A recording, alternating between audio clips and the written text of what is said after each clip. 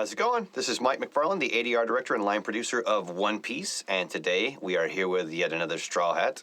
For those watching, who are you, sir? And who do you play? I'm actually a black hat, not a straw hat. Oh, my bad. Let's just be clear about that. I'm Chris Sabat, and I play Zoro.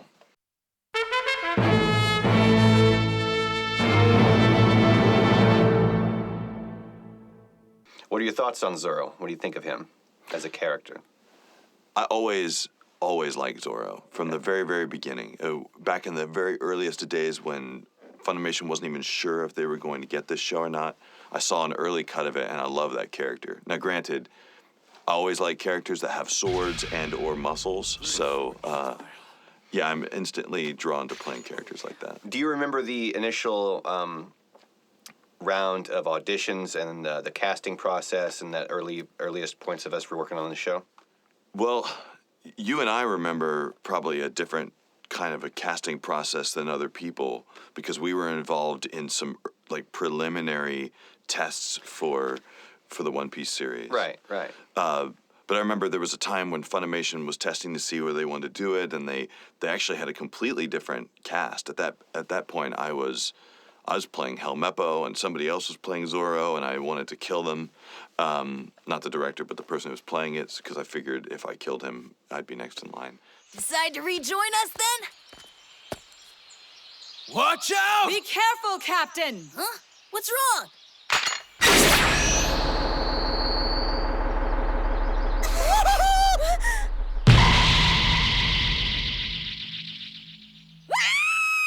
head! What about the rounds of recording initially when we were working on getting the show to Cartoon Network?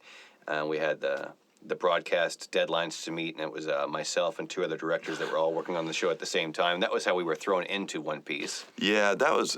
I'll be honest. That was a bit of a confusing time because we were having to race so fast to get it done, and all three of you had slightly different ideas as to how broad the show was supposed to be and kind of what the idea of the show was to be.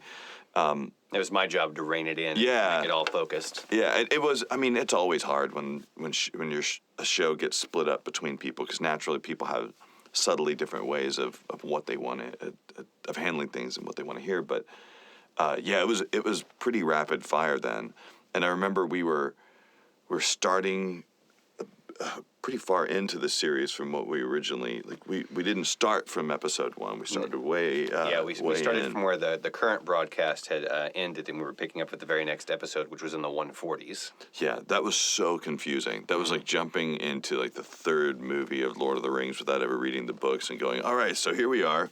Let me try and explain to you all this stuff that may or may not have happened. There's this ring, see? Yeah. Yeah, it was really confusing at the start, but the good thing about the show is it is really consistent. And what I like now about the show is that it's in a completely different place.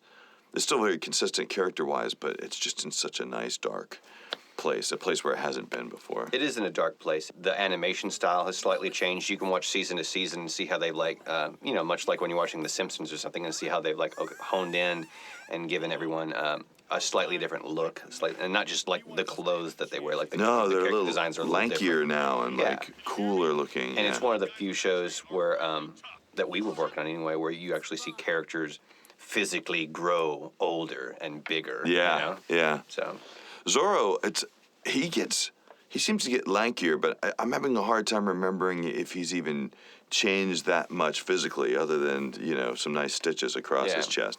Chest is bigger. For sure. Yeah, he's been working out a lot. Yeah. Let's talk about some internal growth. How do you feel Zoro has grown as a character since the beginning of the show versus where he is now? Well, the beginning of the show, Zoro's relationship with everyone else didn't feel like he really cared about anybody else at first. He was the pirate hunter. Yeah, he was the lone wolf then, and his job at the beginning was basically to point out how ridiculous Luffy was at every moment.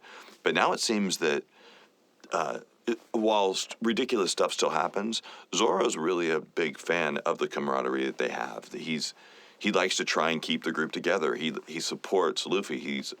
That's one thing that I find interesting about the show too. No matter how ridiculous it might get, they still know that Luffy is the captain of the ship, and Zoro respects that. And he, even though it might be a weird decision, he'll go, he's our captain. We gotta do what he does. All right, men, let's go. We only get one shot. Set your sights on T-Bone. You ready?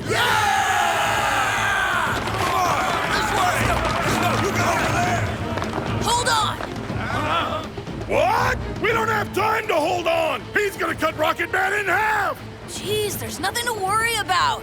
Zoro's got this. Just watch. They must be Nico Robin's crewmates. In that case, that swordsman is the pirate hunter. I am a proud captain of the Navy. I shall not let you pass. Be it wood or steel, I'll slash your ship in two. Good luck with that one.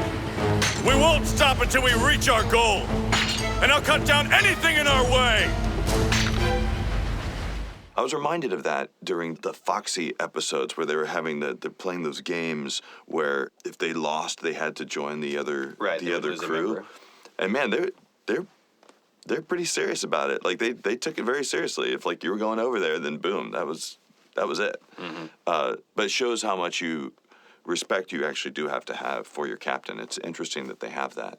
Anyway, Zoro seems to be growing up a little bit. He's definitely maturing, and he feels like an older character to me. They're relying less on goofiness and more on genuine conversation and some serious kind of content to take over now. Besides Zoro, obviously, who is your favorite Straw Hat? Wow, I don't know if I like any other Straw Hat besides Zoro. No, God, that's hard to say. Okay, no, it's not hard to say. It's hard to say anyone but Chopper. Chopper is hands down my favorite character. Why is that? He's so goofy, and he's such a ridiculous-looking character. You look at him for 1 second, and he's just funny looking to me. He doesn't even have to say anything. And Chopper is always so. He means well, but he always screws something up really badly. Chopper! Hey! Wait for me! I'm close. Chopper! Wait up! What's going on, damn it? This way. Hey, Chopper! Chopper!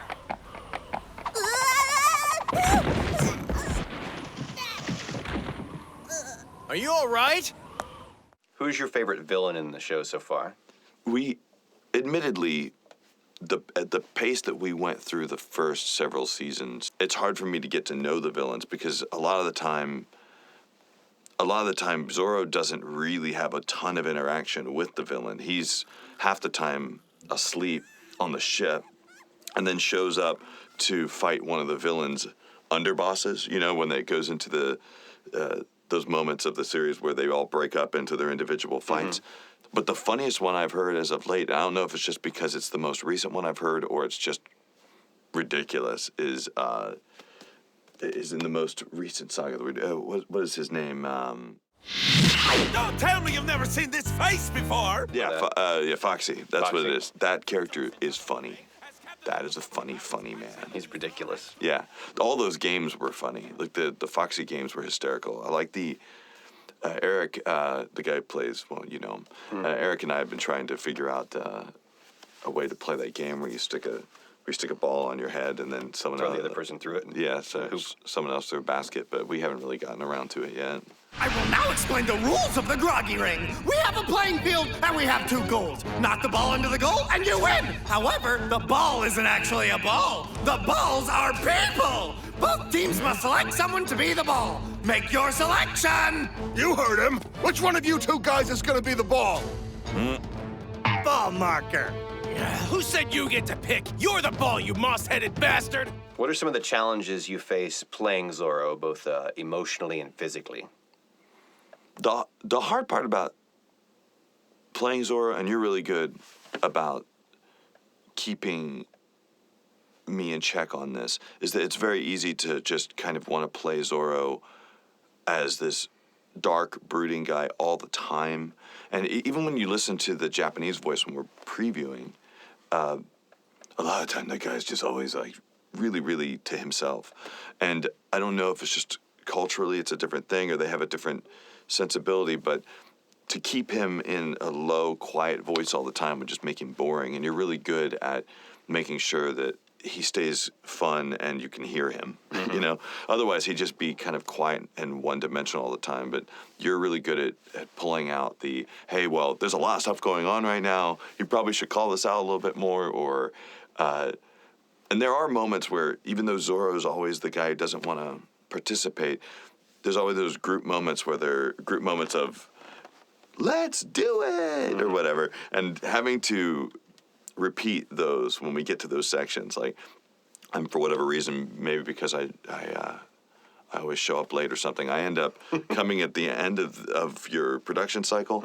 So you usually play you have to play that moment and then have me repeat it. So it'll usually be like, let's get going, or whatever. And having Zorro read those moments is always so weird. Trying to, like, how can I find a way that Zorro might sound super enthusiastic when he's not really that enthusiastic of a guy? Those are the challenging parts of playing Zorro.